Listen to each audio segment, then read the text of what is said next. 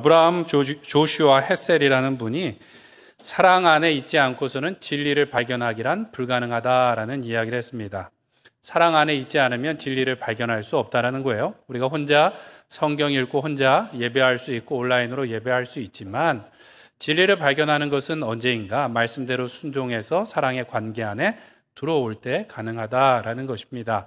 왜 이 말씀을 드리냐면요. 저희가 코로나 때문에 온라인 예배를 드리기도 하지만 피치 못할 사정이 아니시면 함께 교회에 오셔서 서로를 격려하고 위로하고 또 서로를 위해서 봉사하고 섬기는 가운데 진리를 발견할 수 있다는 말씀을 드리는 거예요. 그러니까 어떻게 해요? 현장 예배에 많이 오시라고 말씀을 드립니다. 코로나가 지나고 나면 우리 마음속에 이 예배에 관한 마음이 조금 바뀔 텐데 절대로 우리가 흔들리지 말고 예배의 자리를 지키고 함께 예배해야 될 줄 믿습니다. 네, 아멘 하셨어요. 네. 오늘 본문은 예수님께서 여리고에서 소경 바디메오를 고치신 이야기입니다. 예수님께서 예루살렘으로 가시다가 이 여리고 성에 잠깐 들리셨어요. 여리고는 우리가 알고 있는 것처럼 아주 오래된 성이었는데 물론 예수님 당시에는 그 출애굽기에 나왔던 그 성보다는 조금 아래쪽에 다시 형성이 됐었다고 해요. 그런데 어쨌든 이 성은 아주 크고 또 그 종려의 성읍이라고 부르면서 이 대추야자 열매가 많이 생산되고 상업도시로서 부유한 도시였습니다. 사람이 아주 많았어요. 예수님께서 그 성에 들어가시니까 허다한 무리가 예수님께 나왔습니다. 예수님을 따라서 어딘가를 가는 건 아닌데 하여튼 예수님께 나왔대요. 이 사람들이 많이 모이면 무슨 일인가 하고 또 뭐 구경하는 사람들이 더 모이지 않습니까? 지금도 이제 운전하고 가다가도 사람들이 있으면 속도를 늦추고 무슨 일인가 이렇게 보게 되곤 합니다. 아마 사람들이 모여드니까 더 많은 사람들이 모여들었던 것 같아요. 뒤에 있는 사람은 무슨 일인지 알지 못하는데 무슨 일입니까? 물어봤더니 나사렛에 예수가 왔다라는 이야기가 들렸어요. 그랬더니 길에서 구걸하던 이 바디메오라는 사람이 크게 소리를 질렀다라는 것이죠. 이 바디메오의 이름의 뜻은 오늘 성경에 보니까 디메오의 아들 바디메오라고 되어 있어요. 바디메오라는 이름 뜻 자체가 디메오의 아들이라는 이름이에요. 옛날에 유명한 아버지나 조상들의 이름을 따라서 헨리 몇 세, 나폴레옹 몇 세 뭐 이렇게 해갖고 이름을 쓰는 경우가 있고요. 유대인들 가운데에도 그 바이오나라고 하는 것, 바라는 것이 바로 이 아들이라는 뜻인데 그렇게 이름을 쓰는 경우도 있었지만 흔한 경우는 아니었어요. 우리가 알고 있는 믿음의 선조들 가운데 그런 이름이 흔치는 않습니다. 바디메오라고 할 때는 이 바디메오보다는 그의 아버지에게 무게중심이 가 있는 거예요. 이 사람의 상태는 어땠는가? 오늘 성경에 보니까 소경이며 무엇이었다고요? 그의 직업은 거지였어요. 거지. 다른 성경에서는 굳이 그의 이름이나 그가 무엇하는 것인지 잘 밝히지 않은데 그의 이름과 그의 상태와 그의 일을 이야기하고 있습니다. 근데 참 아이러니한 것은 이 디메오라는 말의 뜻은 존경과 영광 뭐 이런 뜻이에요. 그러니까 바디메오는 무슨 뜻인가 하면 영광의 아들이라는 뜻을 가지고 있는데 그는 어떠한 상태인가요? 소경이면서 거지로 길에서 구걸하고 있는 사람이었다라는 것이죠. 이 사람들이 예수님이 오셨다라는 이야기를 할 때 이 바디메오가 크게 소리를 쳤습니다. 다윗의 자손 예수여 나를 좀 불쌍히 여겨 주소서. 사람들이 몰려 있다가 뒤에서 막 그 누군가 소리 지르고 소경이 거지가 소리를 지르니까 꾸짖으면서 잠잠하라고 이야기했어요. 호통을 치면서 조용히 하라고 이야기를 했겠죠. 왜냐하면 앞에서 무슨 이야기를 하는지 좀 듣고 싶은 거예요. 구경하고 싶은데 뒤에서 떠드니까 잘 안 들리니까 방해가 되니까 호통을 치면서 조용히 하라고 했던 것 같습니다. 그런데 바디메오가 그런 사람들의 방해에 굴하지 않고 더 크게 소리를 질렀습니다. 다윗의 자손 예수여 나를 불쌍히 여겨 주소서. 그 이야기를 듣고 예수님께서 머물러 서서 그를 부르셨습니다. 얼마나 간절하게 불렀던지 그전까지는 이 바디메오에게 조용히 하라고 막 호통을 쳤던 사람들이 주위에서 안심하라. 그가 너를 부르신다. 라고 이야기했어요. 안심하라 라는 말은 주로 예수님께서 예수님을 찾아온 사람들에게 했던 말이에요. 힘을 내라. 용기를 내라. 그전까지는 호통을 치다가 이 바디메오가 거의 뒤로 넘어갈 것처럼 아마 소리를 치니까 이제 됐어. 안심해. 그만해도 되겠어. 라고 아마 이야기했던 것 같아요. 예수님의 말씀을 듣고 바디메오가 겉옷을 그대로 둔 채 예수님께 뛰어 일어나 달려갔다라고 이야기합니다. 겉옷이라는 것은 이 거지에게는 전 재산과 같은 큰 재산이었어요. 근데 그것을 그냥 두고 소경인데 뛰어 일어나서 달려갔대요. 소경이 달려가는 것이 쉬울까요? 어려울까요? 어렵죠. 보이지 않는데 걸어가는 것도 어려운데 얼마나 기뻤던지 모든 것을 내려놓고 예수님께 달려갔다라는 거예요. 예수님께 갔더니 예수님께서 내게 무엇을 하여 주기를 원하느냐라고 물으셨어요. 이 바디메오가 선생님, 제가 보기를 원합니다 라고 이야기했다라는 거예요. 예수님께서 내 믿음이 너를 구원하였다라고 말씀하시니까 곧 그가 보게 되었다라고 성경은 말씀하고 있어요. 눈을 처음 뜬 이 바디메오가 무엇을 했을까요? 가족들에게 가서 이 사실을 알리거나 친구들에게 가서 그 사실을 알리거나 뭔가 했을 것 같은데 그러지 않고 오늘 성경에 보니까 그 길에서 예수님을 따랐다라고 말하고 있어요. 마태복음에 보면 예수님을 만난 그날도 길에서 구걸하고 있던 중이었어요. 그런데 이제는 길에서 구걸하던 사람이 아니라 예수님을 따라 길을 나선 예수님의 제자가 되었다라는 것이죠. 근데 재미있는 것은요, 그 여리고 성에 수많은 사람들이 예수님 주위에 있었는데 예수님을 더 가까이 만나고 기적을 체험하고 예수님의 제자가 된 사람은 누구예요? 바디메오밖에 없었다라는 거예요. 우리는 생각하기를 이 사람이 맹인이고 거지니까 아마 그 비참한 상황에서 간절하게 예수님을 불렀을 거라고 우리는 생각을 합니다. 그런데 모든 사람들이 그렇게 양보를 한 것일까요? 예수님께서 복을 주신다고 하는데 여기 계신 성도님들은 형편이 어렵고 또 몸이 안 좋은 분들부터 먼저 예수님 만나세요. 저는 나중에 만나겠습니다. 이렇게 양보하실 분들이 다 그러시죠? 예수님 주위에 있었던 허다한 무리가 그런 마음은 아니었을 거예요. 그렇죠. 다 양보해서 이 바디메오가 만난 것은 아니에요. 오늘 성경에 보니까 바디메오가 예수님을 만나고 예수님께 놀라운 이적을 경험한 것이 무엇 때문이라고 말하나요? 그의 믿음 때문이라고 말하고 있습니다. 어떤 믿음인가? 예수 그리스도를 구세주로 믿는 믿음이었다라는 거예요.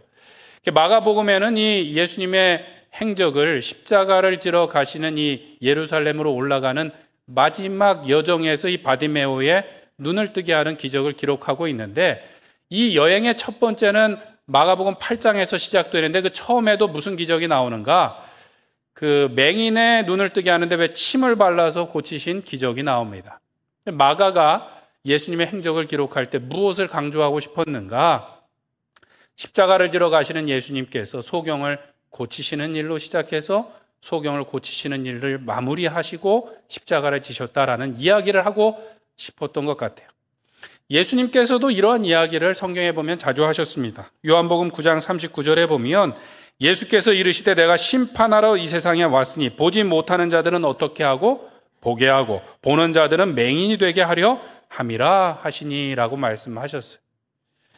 보지 못하는 맹인들은 보게 하고 온전케 하는데 내가 본다라고 자신하며 예수님을 대적하는 사람들은 영적인 소경이 되어 하나님의 심판에 이르게 될 것이다 라는 말씀을 하셨다라는 것이죠.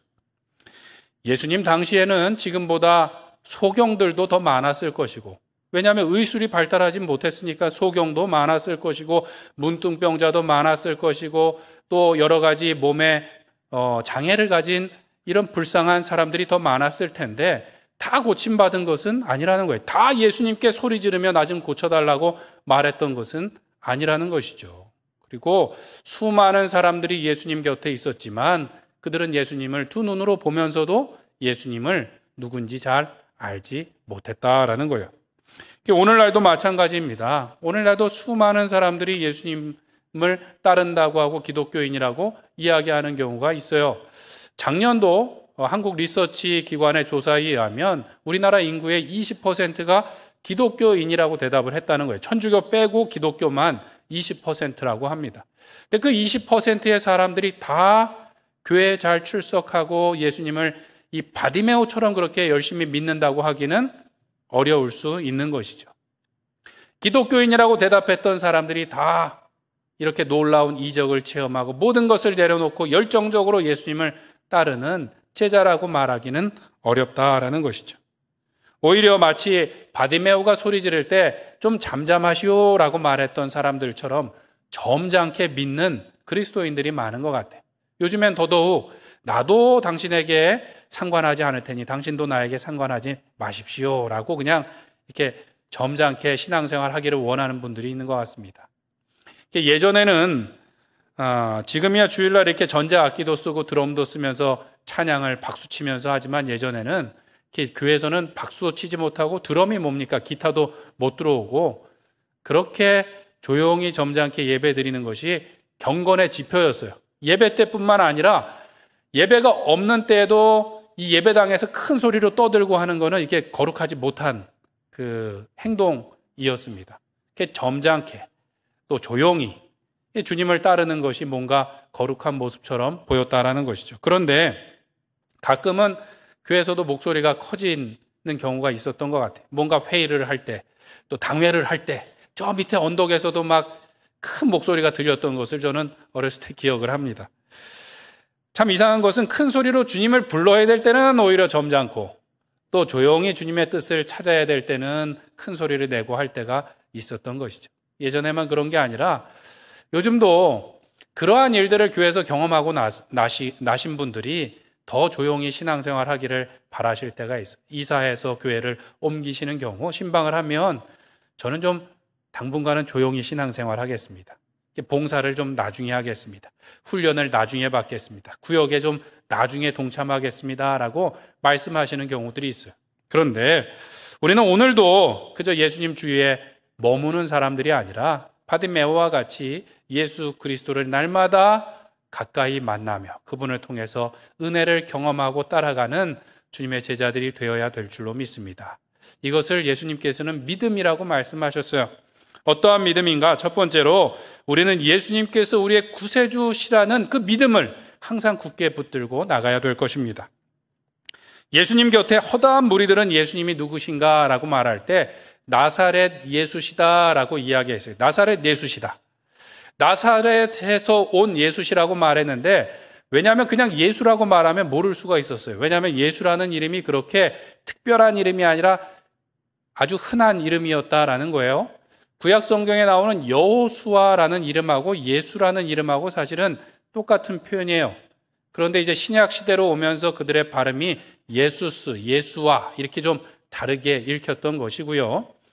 그 신약과 구약의 중간기라고 할 수 있는 기원전 300년경에 유대인들의 장로이면서 학자인 사람들이 히브리어 성경을 사람들이 잘 읽을 수 있는 헬라어, 그리스어 성경으로 번역을 했어요. 72명의 장로이며 학자인 사람들이 모여서 번역을 했는데 거기 보니까 누군지 이름이 기록되어 있는데 72명 중에 10명의 이름이 예수였다라는 거예요. 예수라는 이름이 우리로 말하면 철수, 영희 뭐 이렇게 좀 쉬운 이름이었다라는 것이죠. 그러니까 사람들이 예수님을 가리킬 때 나사렛에서 온 예수다라고 말했는데 예수님을 구분하기 위한 것도 있지만 이 나사렛이라는 것을 굳이 붙인 것을 보면 썩 그렇게 예수님을 높여서 부른 표현은 아니었어요. 왜냐하니까 빌립이 예수님을 만나고 나서 나다나엘에게 예수님을 소개합니다. 친구요, 내가 모세가 율법에 기록하고 선지자들이 예언했었던 바로 그분을 만났네 라고 말했어요. 그 사람이 누군가 하면 요셉의 아들 나사렛의 예수라네 라고 말했어요. 그랬더니 나다나엘이 하는 말이 무엇인가 하면 나사렛에서 무슨 선한 것이 날 수 있겠는가 라고 말했다는 거예요. 나사렛은 그렇게 유명한 동네가 아니라 오히려 사람들에게 무시받는 동네였던 거예요. 갈릴리 지방의 산골 지방이었습니다. 갈릴리 자체도 이스라엘의 국력이 강할 때는 이스라엘 영토였다가 약할 때는 이방 지역이었어요. 이스라엘 사람들이 이 사람들을 좋아했을까요? 좋아하지 않죠. 좋아하지 않고 마치 매국노 취급하거나 뭔가 변방에 있는 시골 사람 취급을 했는데 예수님을 가리켜서 나사렛 예수다라고 말할 때는 약간 무시하는 듯한 근데 좀 특이한 뭐 이런 뉘앙스를 가지고 있는 것입니다.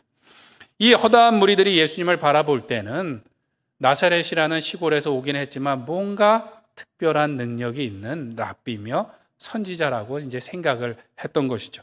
반면에 바디메오는 예수님을 어떻게 불렀을까요? 48절 말씀을 한번 같이 읽어보겠습니다. 시작. 많은 사람이 꾸짖어 잠잠하라 하되 그가 더욱 크게 소리질러 이르되 다윗의 자손이여 나를 불쌍히 여기소서 하는지라. 아멘. 이 맹인이며 거지였던 사람은 사실 자기 마음대로 돌아다니면서 예수님의 말씀을 잘 듣지는 못했을 거예요. 아마 지나가던 사람들이 들려준 얘기를 듣고 예수님을 알게 되었을 텐데 그가 뭐라고 고백하는가? 다윗의 자손 예수여 라고 이야기하고 있어요. 이 말은 구약 성경에 오실 메시아를 표현한 단어였어요. 바디메오는 사람들이 뭐라 그러건 간에 소용없이 상관없이 자신은 예수님, 다윗의 자손 예수여, 메시아여, 내 목소리를 좀 들어주세요. 나를 좀 불쌍히 여겨주세요 라고 힘있게 외쳤다라는 것이죠. 사람들의 방해가 그에게는 소용이 없었어요. 오히려 더 크게 외치더라는 것이죠. 그것은 무엇입니까? 예수님께서 그 말을 듣기를 바라셨던 거예요. 이 말씀이 특이한 것은 이전에 예수님께서 뭔가 기적을 행하시고 나서는 절대로 이것을 사람들에게 이야기하지 말라고 당부하실 때가 있었고 예수님을 따르겠다고 해도 집에 가서 하나님께서 행하신 일을 먼저 알려라 라고 거절하신 경우가 있었는데 바디메오의 경우에는 그런 당부를 하지 않으셨어요. 이거 말하지 말라고 하지도 않으시고 따라오는 것을 그대로 허용하셨던 거예요. 왜 그랬을까요? 정확하지는 않지만 이미 바디메오는 많은 사람들이 있는 가운데 어떻게 해요? 공개적으로 자기의 신앙을 고백한 거예요. 다윗의 자손 예수여, 나를 불쌍히 좀 여겨주세요 라고 이미 다 고백을 했어요.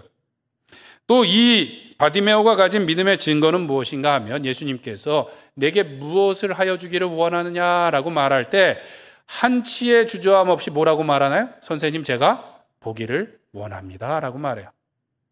그냥 생각하면 당연한 질문과 당연한 대답 같지 않습니까? 맹인인 사람이 무엇이 성경일까? 그냥 보기를 원합니다라고 대답할 수 있을 것 같은데 조금 바꾸어 보면 이 사람이 주저함 없이 대답했다라는 것은 이 바디메오가 보는 것 외에 다른 것은 생각하지 않았다라는 거예요. 한 번도 생각하지 않고 그냥 주저 없이 그 얘기를 했다라는 거예요. 당연한 것 같지만 한번 우리가 생각해 보면 내가 만약에 소경이고 길에서 구걸하는 거지예요. 누군가 한 가지 소원을 들어준대요. 그럼 무슨 소원을 빌까요? 보기를 원합니다. 이게 한 번에 나올까요? 어쩌면 선생님, 제가 다시는 여기 구걸하지 않도록 돈을 좀 많이 주세요라고 구걸할 수도 이야기할 수도 있지 않겠습니까? 한 가지 소원이 아니라 왜 가끔 우리가 뭔가 이 게임을 하면서 세 가지 소원 이렇게 뭐 적으라 그러면 금방 세 가지 소원 적으시나요? 못 적으시나요? 썼다 지웠다, 썼다 지웠다. 우리는 그렇게 뭔가 구할 때 쉽게 그것을 정하지 못해요. 남편이 6이나 있었던 수가성 여인이 예수님을 만났을 때 뭐라고 이야기하냐 하면 예수님이 영생수에 대해서 말씀하시는데 선생님, 그런 물이 있으면 저로 좀 마시게 해서 목마르지 않고 여기 물 들어 좀 오지 않게 좀 해주세요 라고 이야기하더라는 것이죠. 바디메오의 이 고백은 결코 당연한 것이 아니었다라는 거예요. 이 바디메오가 오직 한 가지 보기를 원했고 그가 보게 되었을 때 예수님을 보았는데 주저함 없이 또 예수님을 따르기로 결단했다라는 것입니다. 왜 그랬을까요? 그의 마음속에는 예수님이 구세주시라는 것, 메시아라는 확신이 있었기 때문에 예수님을 보기 원했고 예수님을 따르기로 결단했던 것입니다. 예수님 주위에 허다한 무리가 있었지만 예수님을 다 알아본 것은 아니에요. 왜냐하면 그들은 정말로 메시아를 보고 싶은 마음이 없었어요. 사람은 보고 싶은 것만 본다고 예수님께서 바로 앞에 있음에도 불구하고 예수님이 누구신지 알지 못했어요. 예수님이 메시아라는 증거가 부족했던 것은 아닙니다. 이미 당시에는 메시아가 올 거라는 유대인들의 어떤 운동이 충만했어요. 곧 온다라는 아주 사회적인 분위기가 충만했고 세례 요한이 와서 이 사람이 성경에 예언된 그리스도다라고 이미 증거를 했고 예수님이 행하신 기적을 보면 부인할 수가 없었어요. 그래서 많은 사람들이 모여들었는데 긴가민가 그러고 있었다는 것이죠. 사람들은 만왕의 왕이신 예수님을 원한 것이 아니라 나를 왕으로 만들어줄 누군가를 바라고 있었기 때문입니다. 나다나엘이 나사렛에서 선한 것이 날 수 있겠느냐라고 말했던 이유는 그런 선입견을 가지고 있었던 건 뭐예요? 그들이 바라고 있었던 메시아는 어떤 메시아인가? 거룩한 성 예루살렘에서 거룩한 가문에서 왕으로 와서 우리를 예수님의 좌편과 우편에 앉게 해줄 그런 화려한 메시아를 기다리고 있었다라는 것이죠. 오병이어의 기적을 경험하고 많은 사람들이 예수님을 따랐지만 성경에 보니까 그들이 떡을 먹고 배불렀기 때문이다라고 말하고 있어요. 하늘에서 만나가 내리듯이 그들이 오병이어의 기적을 경험했는데 메시아가 오셨다라고 본 것이 아니라 우리를 더 풍요롭게 만들어줄 누군가가 왔구나라고 생각을 했다라는 것이죠. 사람들은 예수님을 메시아로 왕으로 영접할 마음이 없었던 것입니다. 예수님께 달려와서 어떻게 하면 영생을 얻을 수 있겠습니까? 라고 물었던 부자 청년의 경우는 어떻습니까? 주님께서 모든 재산을 다 팔아 가난한 자들에게 나눠주고 와서 나를 따르라 라고 말씀했지만 그가 슬픈 기색을 띠고 심히 근심하며 돌아갔대요. 왜 그랬습니까? 이 부자 청년은 영생을 원했고 메시아를 원하는 것 같았지만 사실은 그렇지 않았어요. 예수님보다 무엇이 더 큰 거예요? 자신의 재산이, 물질이 더 컸다라는 것이죠. 그는 예수님을 알아볼 수가 없었습니다. 반면에 바디메오는 예수님을 다윗의 자손 예수여라고 그렇게 목 놓아 부르더니 예수님께서 부르시니까 어떻게 해요?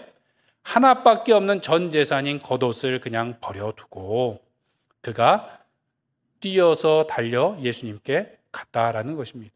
아무 두려움도 없이, 아무 미련도 없이, 혹이라도 이 겉옷이 예수님께 나아가는데 방해가 되면 기꺼이 버릴 용의를 가지고 전부를 다 예수님께 드렸다라는 것입니다. 왜냐하면 예수님이 가장 소중했기 때문에, 예수님이 그가 가진 모든 것보다 더 소중한 구세주이신 것을 믿었기 때문에 그가 예수님께 나간 줄로 믿습니다.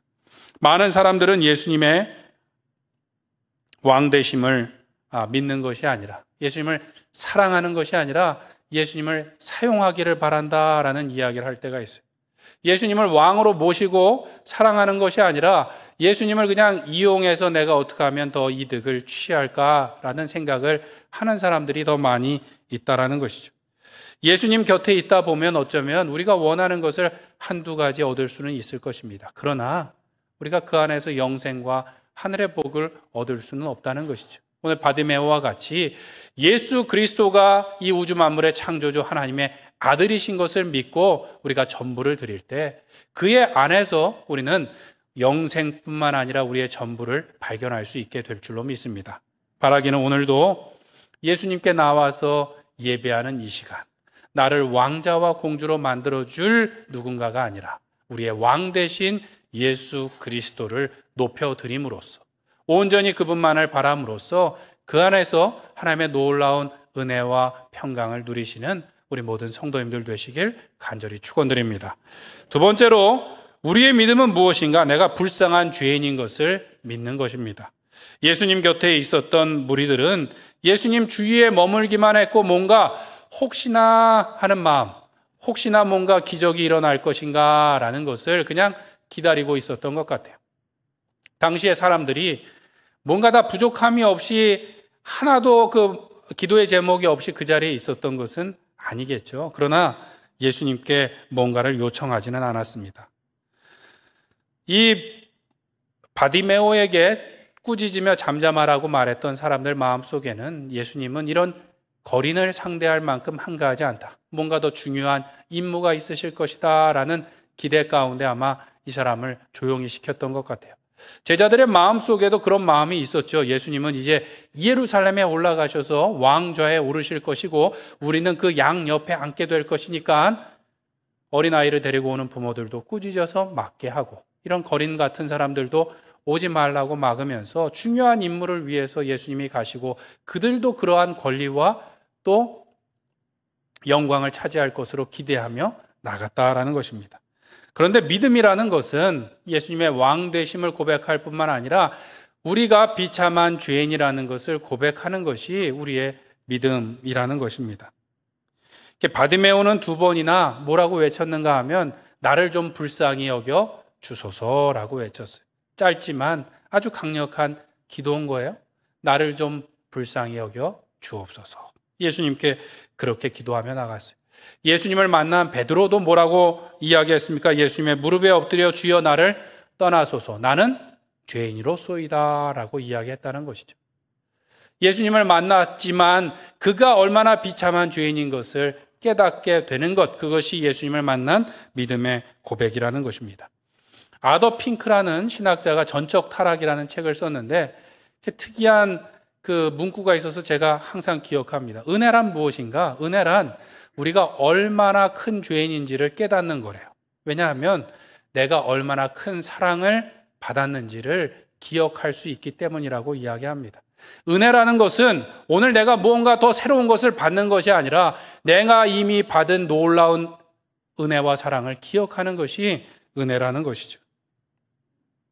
예수님께서도 뭐라고 말씀하셨는가 하면 누가복음 7장 47절에 그의 많은 죄가 사하여졌도다. 이는 그의 사랑함이 많음이라 사함을 받은 일이 적은 자는 적게 사랑하느니라. 적게 사함을 받은 사람은 적게 사랑하고 많이 사함을 받은 사람은 많이 사함을 사랑하게 된다라는 것이죠. 죄가 많은 곳에 은혜가 넘친다라고 사도 바울이 말했던 것과 같습니다. 우리가 얼마나 비참한 죄인인지를 깨달을 때 하나님의 더 큰 은혜가 우리 가운데 임하게 될 줄로 믿습니다. 우리가 처음 예수님을 영접할 때는 어땠습니까? 눈물 콧물을 흘리면서 우리가 회개하며 낮은 마음으로 주님 앞에 나갔어요. 예전에 많이 불렀던 복음송가 중에 저는 그 한 구절이 잊혀지지 않는데 예수여 이 죄인이 용서받을 수 있나요? 이 벌레만도 못한. 어릴 때 그것을 드릴 때 이게 맞는 찬양인가 싶었는데 어느 순간 제가 예수님을 고백하고 내 죄를 고백할 때 그 벌레만도 못한이라는 단어가 이렇게 마음에 새겨지는 거예요. 예수님을 처음 영접할 때는 우리가 그렇게 낮은 마음, 겸손한 마음으로 주님 앞에 나갔는데 신앙생활을 하면서 좀 살만하니까 또 경건의 모습을 갖추고 경력을 쌓으니까 봉사의 경력을 쌓으니까 우리가 마치 그럴듯한 사람인 것처럼 주님 앞에도 그렇고 성도들 앞에서 나를 높일 때가 있다라는 거예요. 우리는 항상 기억해야 될 것이 우리가 이 자리에 와 있는 것은 뭔가를 잘해서 뽑혀온 사람이 아니라 잘못한 사람이기 때문에 죄인이기 때문에 우리가 이 자리에 와 있는 줄 믿습니다. 우리는 아멘 소리가 작으시네요. 우리는 용서받은 죄인이에요. 용서받은 죄인이에요. 죄인들 중에 조금 더 괜찮은 사람들이어서 여기 온 것이 아니라 주님의 은혜로 와 있을 뿐이라는 것을 우리는 기억해야 됩니다. 예수님을 영접할 때만 우리가 은혜가 필요한 것이 아니라 우리의 신앙이 성숙하면 성숙할수록 은혜가 더 필요한 사람들이에요. 왜냐? 우리가 성숙하면 성숙할수록 나의 부족하고 비참한 상황을 더 잘 볼 수 있기 때문에 주님의 은혜가 아니면 살 수 없습니다 라고 고백하는 것이 누군가 성숙한 그리스도인이라는 것이죠. 신앙이 성숙한 사람일수록 더 많이 기도하게 되고 신앙이 더 성숙할 사람일수록 주님 앞에 더 부르짖게 되는 줄 믿습니다. 사랑하는 성도 여러분, 우리는 죄인이어서 환자여서 의사이신 예수님 앞에 나온 거예요. 그런데 환자들 중에는 요즘에 의사보다 더 똑똑한 척하는 환자가 있는 것처럼 우리가 예수님 앞에 와서 마치 나는 괜찮은 사람인 것처럼 이야기할 때가 있고 또 다른 사람들 앞에서도 내가 얼마나 건강한지를 자랑하는 것은 이치에 맞지 않습니다. 우리가 예수님께 왔으면 내 아픈 것, 내 부끄러운 상처를 내어놓고 주님 앞에 해결함 받아야 될 줄로 믿습니다. 신약 성경에서 지혜서라고 불리는 야고보서에서는 우리가 모일 때마다 서로 죄를 고백하고 기도하라고 말씀하고 있어요. 너희 죄를 서로 고백하며 병이 낫기를 위하여 서로 기도하라. 의인의 간구는 역사하는 힘이 큼이니라 라고 말씀하고 있습니다. 우리가 모일 때마다 해야 되는 건 뭐예요? 죄를 고백하고 서로의 병 낫기를 위해서 기도하는 일을 해야 된다라는 것이죠. 우리가 교회에 와서 마치 내가 의사인 것처럼 다른 사람을 바꾸고 고치려고 하기보다는 다른 사람을 섬기고 위해서 기도해 줄 수 있는 주님의 제자들이 되시길 간절히 축원드립니다. 우리가 교회에 와서 누가 더 괜찮은 환자인가, 누가 더 괜찮은 죄인인가를 겨루기보다는 주님의 은혜가 필요한 사람인 것을, 우리의 아프고 연약한 것을 함께 내어놓고 하나님의 놀라운 기적을 경험함으로 함께 예수 그리스도의 장성한 분량에까지 자라갈 수 있는 우리 모든 로뎀교회 성도님들 되시길 간절히 축원드립니다. 말씀을 정리하길 원합니다. 오늘 본문에 나오는 바디메오는 부유한 도시 여리고에서 그 사람들에게 구걸하며 먹고 살고 있었습니다. 그날을, 예수님이 오신 날은 사람들이 더 많이 모였어요. 근데 바디메오는 그 많은 사람들을 보면서 오늘 대목이구나라고 이야기하지 않았어요. 오늘 사람들에게 구걸해서 많은 돈을 벌 수 있겠구나라고 생각하지 않고 사람들 너머에 있는 누구를 바라봤나요? 예수 그리스도를 바라봤습니다. 하나님의 아들이신 예수 그리스도를 바라보고 그분을 목 놓아 부르면서 그 안에서 구원을 얻고 이제는 다른 사람에게 얻어먹는 사람이 아니라 생명과 복을 나누는 예수님의 제자가 되었다라는 것입니다. 우리가 예수님 앞에 온 것은 이 세상에서 조금 더 잘 빌어먹기 위해서, 얻어먹기 위해서, 부유한 거지로 살기 위해서 이곳에 온 것이 아니라 생명의 주인이신 창조주 하나님으로부터 놀라운 영생의 복과 풍성한 은혜를 우리가 누릴 뿐만 아니라 나누기 위해서 이 자리에 부름받은 줄 믿습니다. 바라기는 우리가 조금 더 나은 거지와 같은 생활을 하는 것이 아니라 하나님의 자녀들로서 예수 그리스도를 전파하며 그 복을 나눌 수 있는 귀한 우리 로뎀교회 성도님들 되시길 간절히 축원드립니다. 기도하십시오.